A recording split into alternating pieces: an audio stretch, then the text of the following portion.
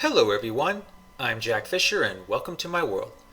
And if you're watching this video, chances are you're doing it to avoid boredom, at least to some extent. I certainly hope that's not your only reason, but I understand if it is.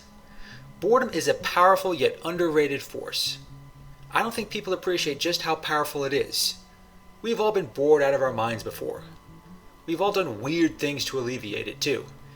Kids and adults alike have to deal with it. Deal with it the wrong way, and that could be trouble. But I'm not here to talk about the agony of crippling boredom, or the things we do to avoid it. What I hope to do here is add a new context to boredom, one I hope offers a different perspective on it and everything it affects. Because make no mistake, it affects a lot, more so than we care to admit. Just think about the things that grab our attention. Think about the things we direct our energy towards. Think about all the fandoms, causes, and issues we're passionate about. Now, take all that away for a moment. What does your life look like? How do you spend your time over the course of a day? Chances are it's not a pretty picture. Keep that idea in mind because to appreciate the impact of boredom, I'm gonna have to get a little political. But don't worry, I'm not gonna go on some partisan rant here. I'm also not going to cite any of the major talking head grifters or crackpots who love yelling their politics from the highest rooftop. There's a time and a place for those kinds of discussions. This ain't it. Instead, I want you to think about your own political leanings. At the same time, I also want you to recall the leanings of certain major political figures, be it a politician, a commentator, or some other well-known YouTuber. It doesn't matter if they're hard right or far left. What matters is their politics are firm and they align with a particular ideology. Now, as you contemplate that ideology, take it a step further. Take the essence of that ideology, be it liberal, conservative, communist, or libertarian, and extrapolate it to its ultimate endgame. If you're a conservative, that means picturing a conservative utopia that would perfectly fit in a 1950s sitcom. If you're a liberal, that means picturing a liberal utopia in the mold of a Star Trek-like future. If you're a communist, well, I won't try to picture that, but hopefully you get the idea. With all this in mind, the endgame of the ideology fully realized, ask yourself this question.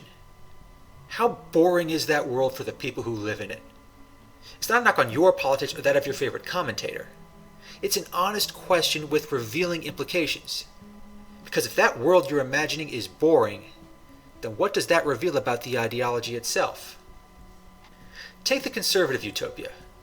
In that world, everyone gets married, everyone is monogamous, men dress professionally, women dress modestly, kids obey all the rules, celebrities never protest anything, there's no bias in the news or obscenity in the media.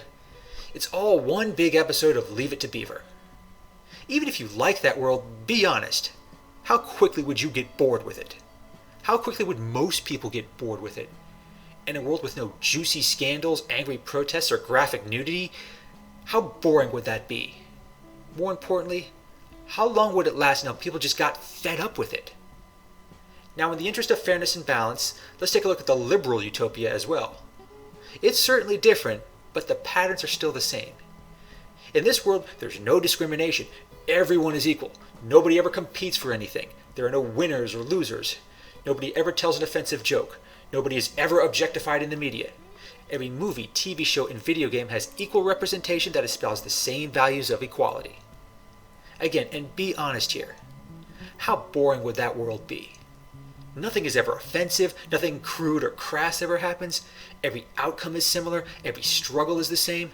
There's little to no variation. If everything is beautiful, then can anything ever be beautiful?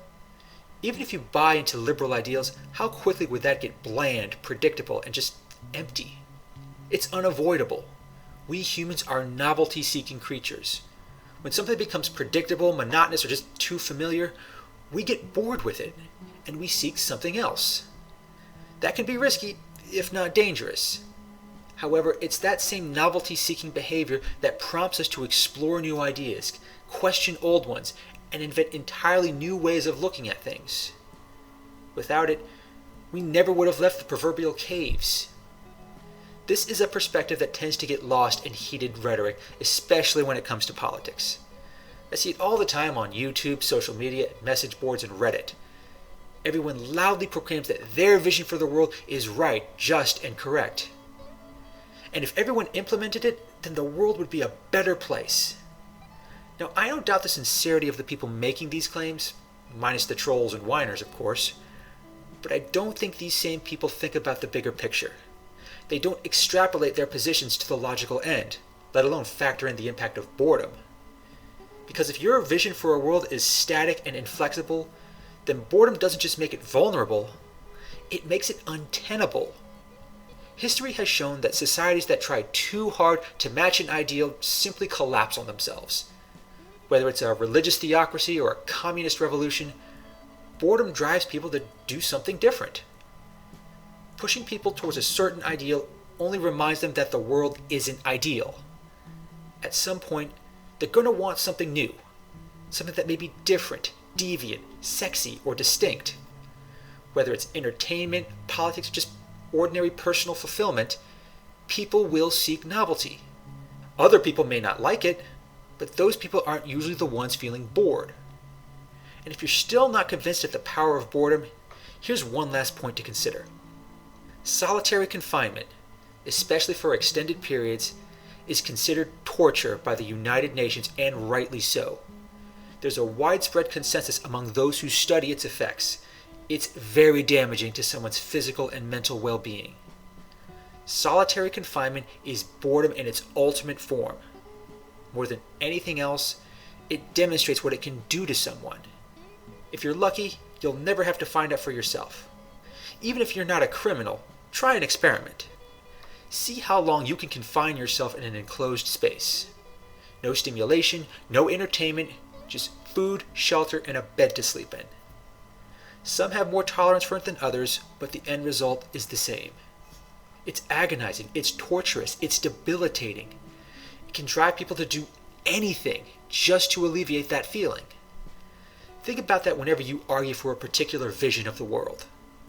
The boredom paradigm is bound to affect it. It's an inescapable part of the human condition. People just aren't wired to always be on the same page.